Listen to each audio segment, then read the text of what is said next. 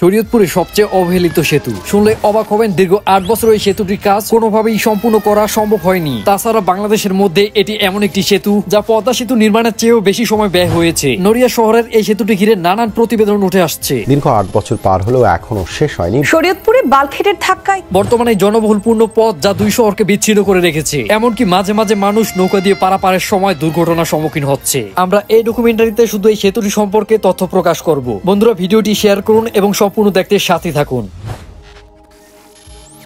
নড়িয়া উপজেলায় আপনাকে স্বাগতম। কিছু রাস্তা যা মানুষের জীবনকে নতুন রূপ দেয়, কিন্তু এখানকার এই সেতুটি বিচ্ছিন্ন করে রেখেছে দুইটি শহরকে। ১৪৫ মিটারের একটি সেতু যা নির্মাণ করতে সর্বোচ্চ আনুমানিক ১.৫ বছর কিংবা তার চেয়ে বেশি ২ বছর সময় লাগতে পারে। কিন্তু আপনি শুনলে অবাক হবেন, দীর্ঘ ৮ বছরের প্রচেষ্টায় এই সেতুটির কাজ এখন পর্যন্ত সম্পূর্ণ করা সম্ভব হয়নি। চলুন তাহলে এই রহস্যমান সেতুটির পিছনে গল্প শোনা যাক। সময় তখন ১৯৯৬ সাল। নড়িয়া শহরে কিছু অংশ নদীটির অপর পাশে বিস্তৃত। তাছাড়া জাজিরা শহরের সাথে যোগাযোগ স্থাপনের জন্য কোন রকম সড়ক পথ ছিল না। অবশেষে ১৯৯৭ সালে ২ শহরের সাথে যোগাযোগ স্থাপনের জন্য একটি সেতু নির্মাণ করা হয়, যার দৈর্ঘ্য ছিল ১০৫ মিটার। কিন্তু দুর্ভাগ্যবশত অতিরিক্ত ওজনবাহী কিছু যানবাহন চলাচল এবং সেতুটির আশপাশ থেকে বালু উত্তোলনের ফলে একেবারে কম সময়ে সেতুটি ধ্বংসের দিকে চলে যায়। তারপর ২০১৫ সালে সেতুটি ব্যবহারের অনুপযোগী ঘোষণা করা হয়। অবশেষে সময় তখন ২০১৭ সাল। নাবানা কনস্ট্রাকশন নামে একটি ঠিকাদার প্রতিষ্ঠানকে ১৪ কোটি টাকার বিনিময়ে ১৪৫ মিটারের একটি সেতু নির্মাণের জন্য কার্যাদেশ দেওয়া হয়েছিল। কিন্তু হৃদয় বিদারক ব্যাপার এই যে প্রতিষ্ঠানটি ২০১৯ সালে নির্মাণ কাজ ফেলে রেখেই চলে যায়। তারপরে প্রতিষ্ঠানটিকে পাওনা ৩,৪২ লক্ষ টাকার বিল পরিশোধ করা হয়। এরপর ২০২১ সালে কোহিনুর এন্টারপ্রাইজ নামে একটি ঠিকাদার প্রতিষ্ঠানকে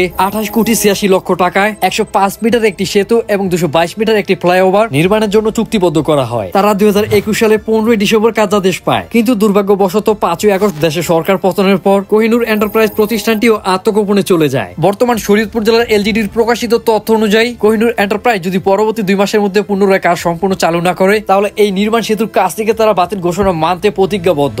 বর্তমান সময়ের সাথে তুলনা করে সেতুটির কাজ প্রায় দীর্ঘ ৮ বছর পূর্বে শুরু করা হয়েছিল।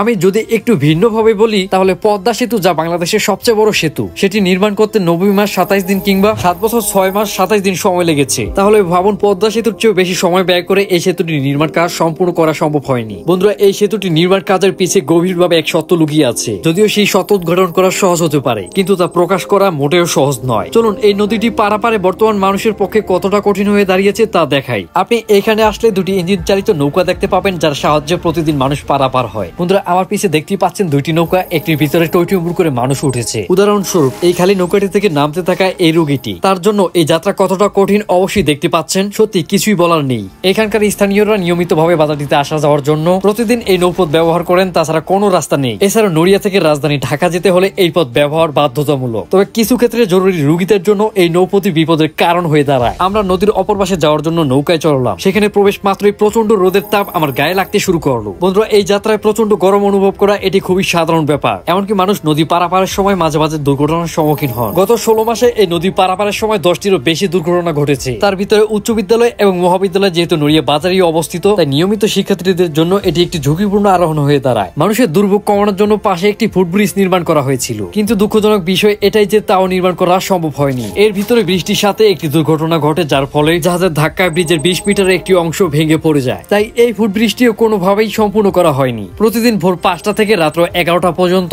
নদীটি পারাপারের জন্য এখানে নৌকা থেকে থাকে। যদি আপনি এই সময়ের আগে পরে আসেন, তাহলে নদী পারাপারের জন্য কোনো উপায় থাকবে না। তাই অবশ্যই বুঝতে পেরেছেন নড়িয়া স্থানীয় বাসিন্দাদের এই ব্রিজটি কতটা প্রয়োজনীয়। সত্যি বলতে এই শহরে মানুষদের কথা ভেবে সেতুটি দ্রুত নির্মাণ করা অত্যন্ত জরুরি, কেননা প্রতিদিন এখানকার হাজার হাজার মানুষ এই সেতুটির উপরে নির্ভর করে থাকে। আশা করি এই ভিডিওটি ভালো লেগেছে। আপনাদের একটি শেয়ার আমাদের ভিডিওটি অন্যদের কাছে পৌঁছাতে সাহায্য করবে। অতএব বন্ধুরা, ভিডিওটি শেয়ার করতে অবশ্যই ভুলবেন না। আমাদের পরবর্তী ভিডিও দেখার জন্য নটব্লগ ফেসবুক পেজ এবং নটব্লগ ইউটিউব চ্যানেলটি সাবস্ক্রাইব করুন। আপনি ফেসবুক পেজ থেকে ভিডিওটি দেখে থাকলে আমাদের পিন কমেন্টে দেওয়া লিঙ্কটি ক্লিক করে ইউটিউব চ্যানেলটি সাবস্ক্রাইব করতে অবশ্যই ভুলবেন না। বন্ধুরা, এতক্ষণ দেখলেন শরীয়তপুর জেলার সবচেয়ে অবহেলিত সেতু, রীতিনাশা নদী গোলাম মাওলানা ভাষা সৈনিক সেতু। সাথেই ছিলাম নটব্লগ।